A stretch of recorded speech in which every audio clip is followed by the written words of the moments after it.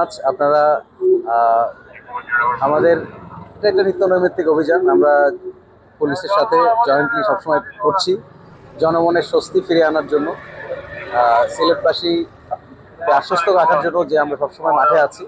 Police, army, even আমরা অন্যান্য ফোর্সের সাথেও সম্মিলিতভাবে করছি। তো আজকের এই চেক পয়েন্টের উদ্দেশ্যও ছিল যে এই এলাকার জনমনের স্বস্তি নিয়ে আসা।